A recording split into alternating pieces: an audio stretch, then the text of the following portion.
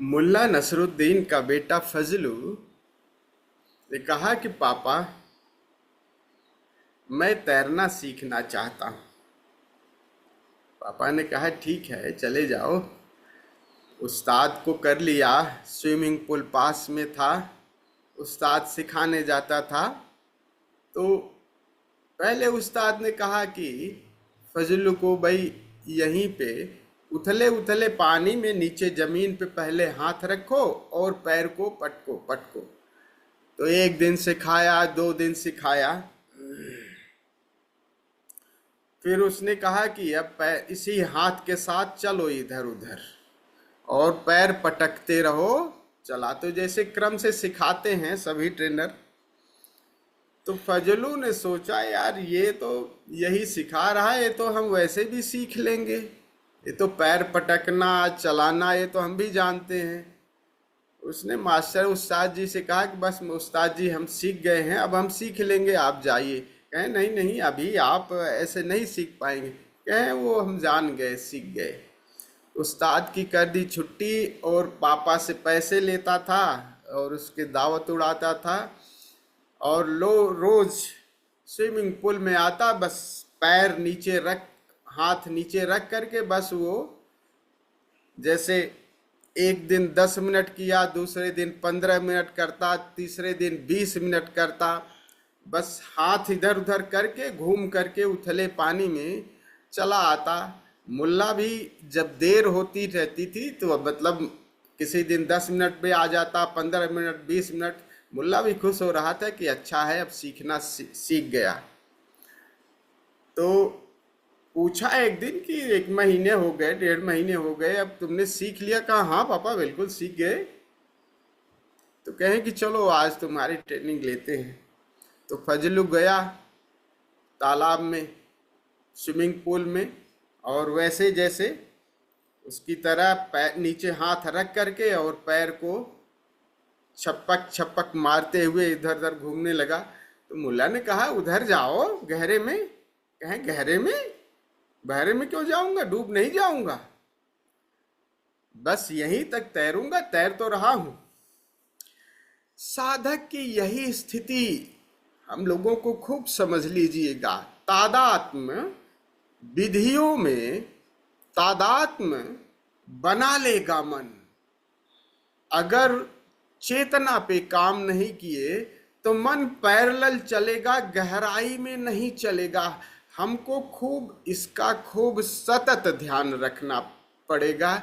इसीलिए मास्टर अक्सर जो विधियां हैं उसे 2-3 दिन के बाद चेंज कर देते हैं, क्योंकि मन का बड़ा गहरा है कि तुरंत अच्छा वही रोज डायनामिक करना है। वही रोज डायनामिक नहीं करना है।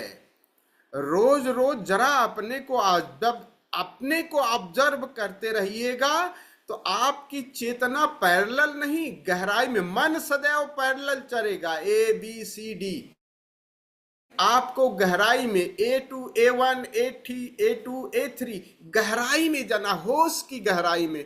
और होश की गहराई में प्रतिदिन अपने को ऑब्जर्व करते रहिएगा। तो विधियां जो आप कर रहे हो ना, रोज आपको नई लगेंगी। अच्छा आज ये सीखने को मिला, आज ये नई चीज पकड़ में आई। चेतना नहीं, अगर वही ढर्रे में, अच्छा वही श्वास रोज छोड़नी है, अच्छा वही रोज कैथारसिस करना है।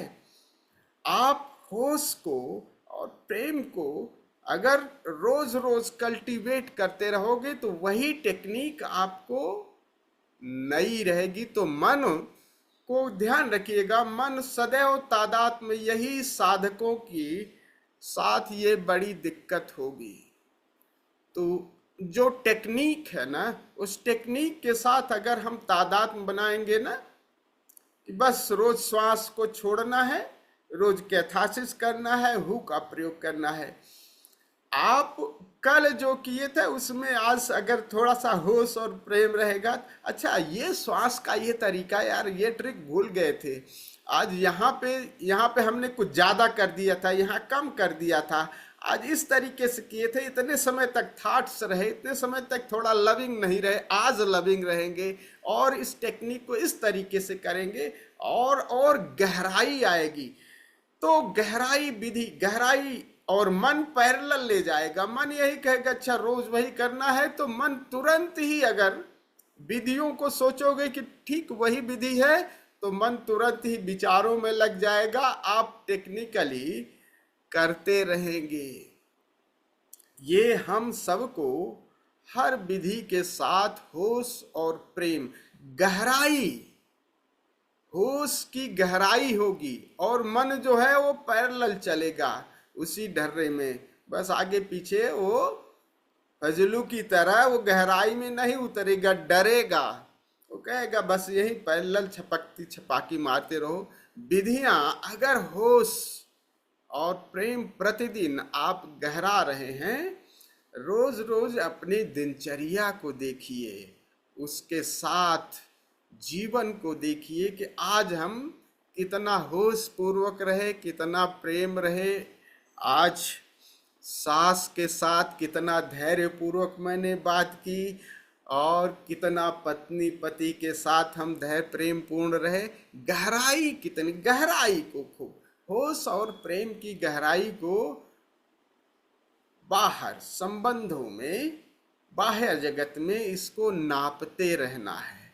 विधियां जब करें तो कल होश को साध के रखिए, दृष्टि सदैव अपने पे रखिए, अपना ख्याल रखिए। अपने पे ख्याल रखेंगे तो आप अपनी श्वास को कैसे छोड़ रहे हैं, कैथारसिस कहाँ कहाँ क्या करना, अपने शरीर को देखेंगे। अगर श्वास पूरे ढंग से आपने 10 मिनट की तो एकदम निकलेगा वो अवचेतन, और अवचेतन फिर रेचन को पूरा फुर निकल देनी है ताकि वो सब निकल जाए। तो आज भी और कल भी हम निकालेंगे। होश को सदैव साधते रहिएगा, उसको कृत्य में भी और अकृत्य, जब ठहर गए हैं, जब पेरी फेरी पे वर्क कर रहे हैं, तो होश को, अपने शरीर को, अपनी क्रियाओं को, इन सब को watch it and do it lovingly and watch it lovingly with full awareness. जितना हो सके इस पर काम करना है, तो आप नए नूतन होते रहेंगे। तो विधियां भी आपको ये लगेगी अच्छा आज ये भूल गए, आज इसे करेंगे, आज इसमें ये इस टेक्निक को इस तरीके से करने पे और गहराई आएगी और मजा आएगा। तो हर विधि आपको बोरिंग नहीं लगेगी, विधि रोज आपको अच्छी लगेगी कि आज इसमें ये टेक्निक थोड़ी सी रह गई, इस टेक्निक को करके ले, आज यहाँ थोड़ा सा हम आलस्य में कर गए थे, आज इसको हम पूरा करेंगे।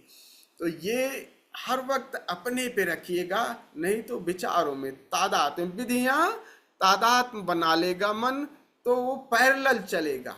हमें पैरेलल नहीं, ध्यान में गहराई में, डेप्थ में जाना है। मन सदैव पैरेलल में रहेगा। तो ऐसे तो लगेगा कि टाइम से हम इतने से लंबे समय तक सन्यासी हैं, तो फजलू की तरह आप 1 महीने 1.5 महीने या 10 साल के सन्यासी हो जाएंगे, लेकिन उथले पे ही तालाब में ही आप तैरते रहे, बाहर से दिखेगा कि रोज ध्यान कर रहे हैं, रोज कर रहे हैं, लेकिन गहराई में नहीं किए। तो वो तादाद में रोज वही विधि कर लिए, रोज वही कर लिए। विधि रोज नित्य नई होगी अगर होश रहेगा, और एक दिन विधि भी छूट जाती है, क्योंकि होश, जब आप तैरना सीख लेंगे तो बहने की क्रिया चलेगी, तब मजा आता है, तब फिर धारा प्रवाह। तो धीरे धीरे विधियां अपने आप छूटने लगती हैं, तब मजे के लिए करते हैं। ये हम सब साधकों को ये खूब ध्यान रखना है। ध्यान अपने पे रखिए और इन्हीं विधियों से जो आपको मिला है आनंद, इसको बाहर के जगत में भी प्रयोग करते रहिए। तो संबंधों में, कार्यों में, इन सब में खूब खूब देखते रहिए कि कितने समय तक होश और प्रेम रहा, मूर्छा कितने समय तक रही, लेकिन दोनों को भी स्वीकार करते रहिएगा। ये नहीं कि इतने समय मूर्छा रहेगी, क्रोध, एक्सेप्ट इट, ये भी प्रकृति का हिस्सा है।